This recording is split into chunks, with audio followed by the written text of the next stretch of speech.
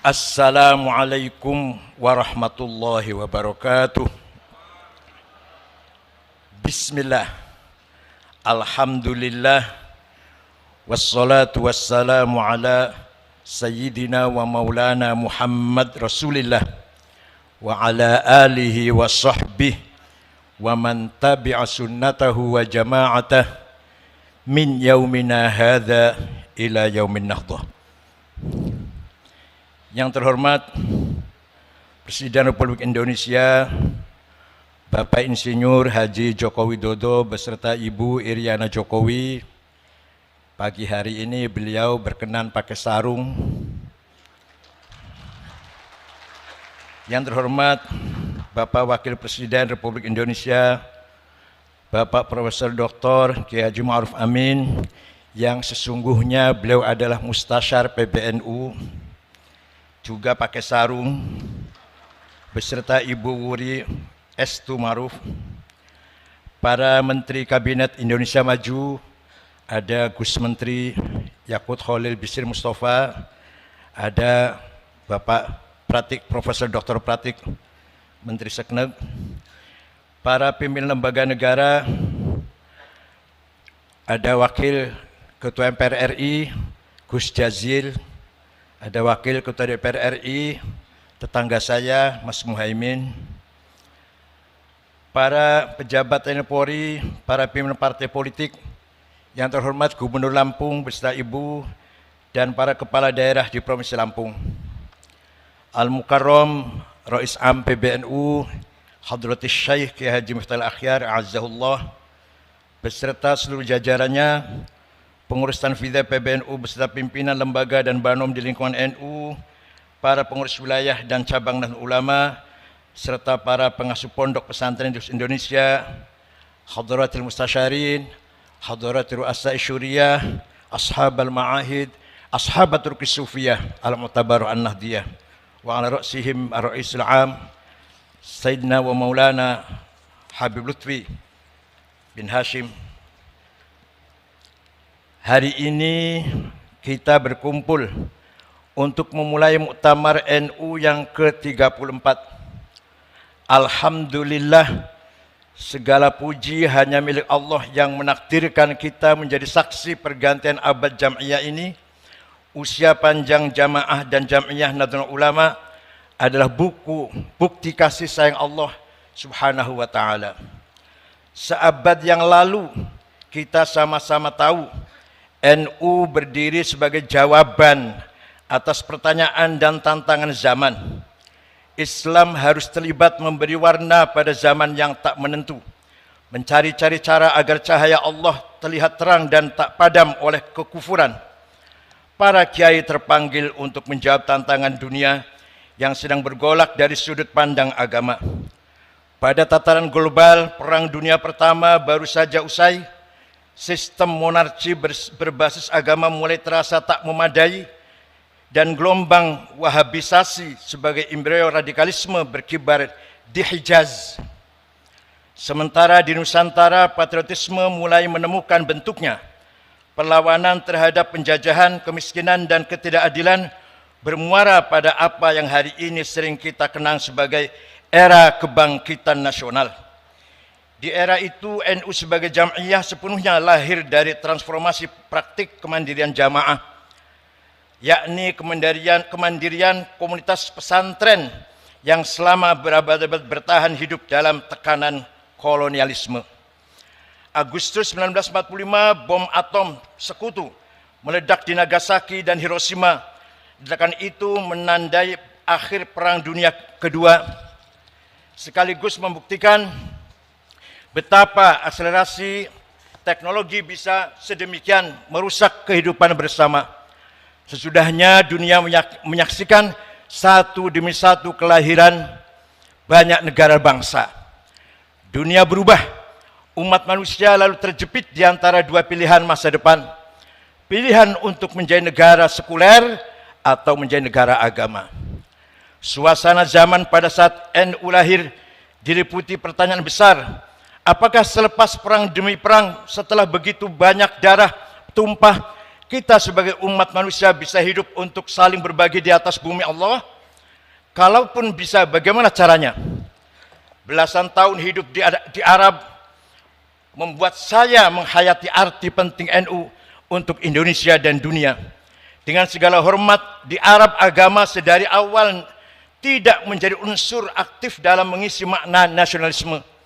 Bila Anda membaca sejarah dan naskah konstitusi negara-negara Arab, Anda akan segera tahu betapa mahal dan berharga naskah pembukaan Undang-Undang Dasar 45 yang kita punyai. Di Arab, pejuang nasionalis bukan pejuang agama. Pejuang agama bukan pejuang nasionalis. Di Indonesia, Hadrat Syekh Ghazi Hasyim Asy'ari, pejuang Islam, dalam waktu yang sama pejuang nasionalis. Di Timur Tengah, tidak banyak kita jumpai ulama yang nasionalis, sebagaimana sangat jarang kita ketemukan kaum nasionalis yang sekaligus ulama. Sebagai akibatnya, nasionalisme dan agama seringkali bertentangan, lalu lahirlah satu demi satu konflik-konflik sektarian. Apa yang kita saksikan sekarang di Palestina, Myanmar, Rohingya, Israel, Somalia, Suriah, Yaman, Afghanistan hingga Afghanistan adalah rangkaian ketidaktuntasan menjawab tantangan zaman. Belum ditemukan titik temu antara semangat Islam dan semangat nasionalisme.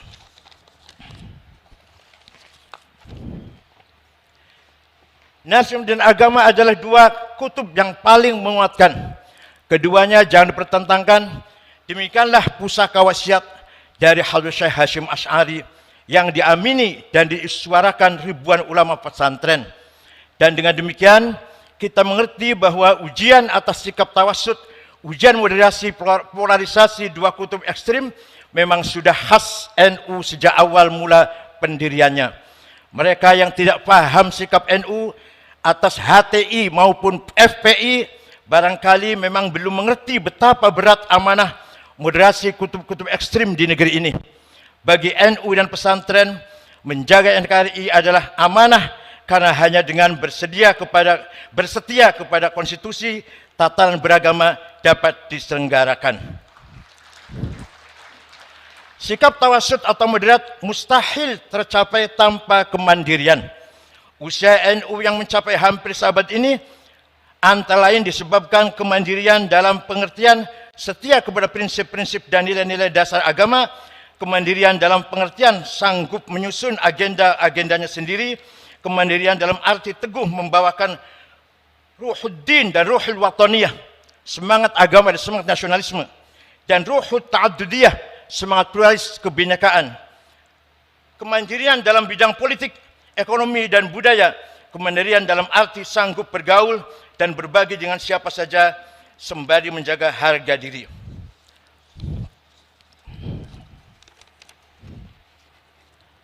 Tawassut atau sikap moderat di antara dua kutub bukanlah perkara mudah. Tawassut mempersyaratkan kecakapan, pengetahuan, dan kebijaksanaan. Dua hal inilah yang diteladankan para imam madhab dan ulama-ulama kita. Sementara untuk menjadi ekstrim, seseorang cukup bermodalkan semangat dan fanatisme belaka. Asar pengetahuan dan kebijaksanaan pada gilirannya mewujud dalam sikap kemandirian. Pribadi-pribadi besar dalam sejarah panjang NU dan pesantren adalah kisah-kisah mengenai kemandirian. Hanya dengan menjadi mandiri, kita baru mungkin untuk menyumbangkan suatu berkontribusi kepada hidup bersama, berkhidmat dan pada peradaban dunia. Tema muktamar NU kali ini, kemandirian dalam berkhidmat untuk peradaban dunia. Tema ini sekaligus menjadi warisan atau bekal mengarungi abad kedua bagi Nahdliyin. Untuk terus mengembangkan berbagai peran kemanusiaan, mereka litakunu syuhada'a 'alan nas, syuhudan dinian, syuhudan thaqafiyan, syuhudan hadarian, syuhudan ijma'iyan wa insanian. Lalu bagaimanakah NU satu abad ke depan yang kita bayangkan? Usia kita masing-masing hanya Allah yang tahu, tapi usia NU kita berharap langgeng dan tegak ila yaumil qiyamah. Maka sikap tawassut kembali diuji hari-hari ini. tak hanya di Indonesia, tapi di seluruh dunia. Problem-problem lama bawaan abad lalu belum seluruhnya tertangani, sedangkan masalah-masalah baru datang bertubi-tubi. Masalah yang berkisar pada perubahan iklim, kesenjangan ekonomi, bioteknologi, polarisasi percakapan dan identitas, radikalisme, terorisme, dan krisis energi. Sementara itu, laju teknologi bergerak secara eksponensial, menawarkan kemudahan-kemudahan praktis dengan risiko-risiko yang tak sepenuhnya bisa diperkirakan.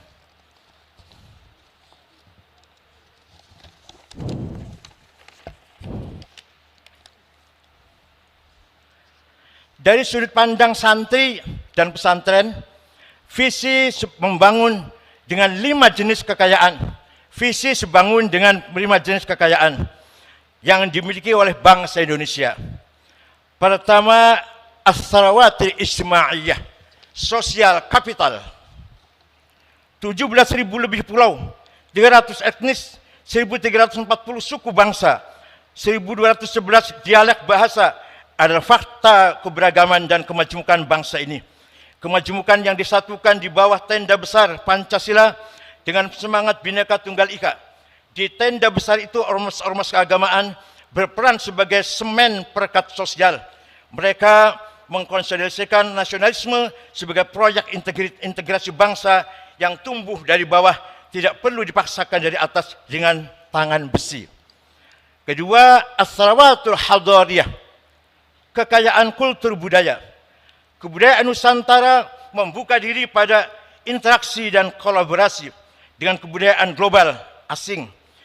Di sisi lain, kebudayaan setempat atau lokal menjadi identitas, nafas, dan aktualisasi nilai-nilai. Di negeri ini, Islam Nusantara menjadi bukti dari kematangan hadarah Nahdlatul Ulama. Maka akhlakul karimah itulah ciri khas Nahdlatul Ulama. Wa innamal umamul akhlaqu ma baqiyat fa inhumu zahabat akhlaquhum zahabu.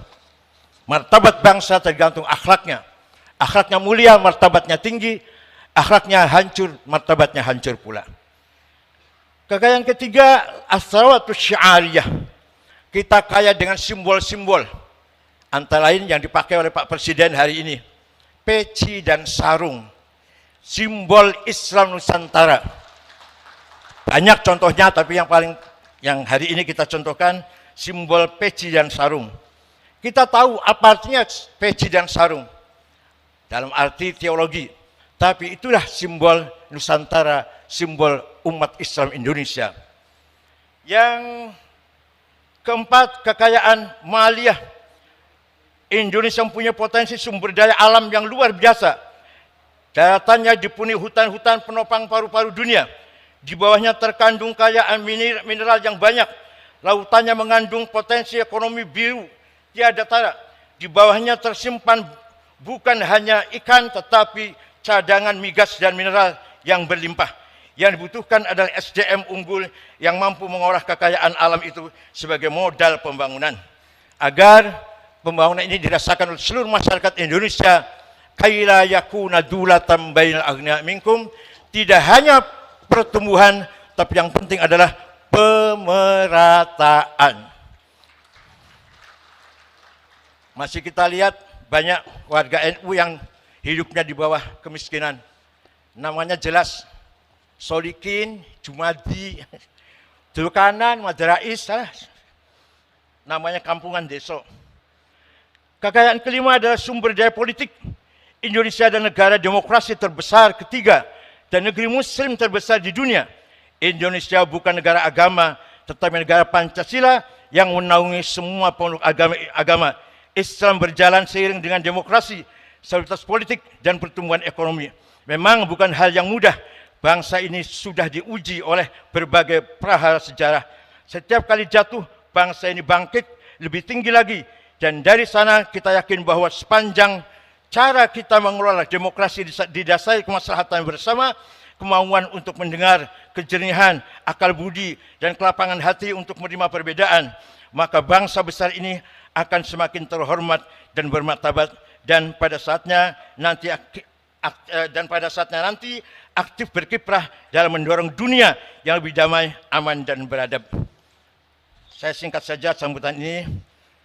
mengingat waktu Presiden yang sangat padat acaranya, sebelum saya akhiri sambutan saya ini, saya mohon dengan ikhlas bacaan Al-Fatihah untuk almarhum wal maghfurlah Kiai Haji Sya'roni, Khatib Syuriah Jawa Tengah, NU Jawa Tengah, yang meninggal di Rumah Sakit Cipto, turun dari kereta menuju ke Lampung ini, turun di Stasiun Gambir, sholat subuh, istirahat, tidak sadarkan diri, dibawa ke rumah sakit, kemudian meninggal dunia.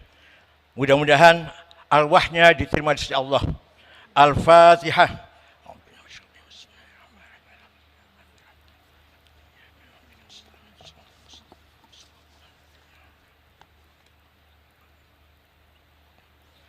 Amin. Terima kasih. Demikian, mohon Bapak Presiden berkenan memberi arahan sekaligus membuka muktamar ke-34 di Lampung ini. Selamat bermuktamar kepada Anda sekalian, segenap pengurus wilayah dan pengurus cabang Nahdlatul Ulama. Selamat bermuktamar dengan santun dan akhlakul karimah. Selamat menyongsong abad kedua Nahdlatul Ulama. Syukran wa dumtum fil khair barakati wan najah. Wallahul muwaffiq lakum lit thariq. Wassalamualaikum warahmatullahi wabarakatuh.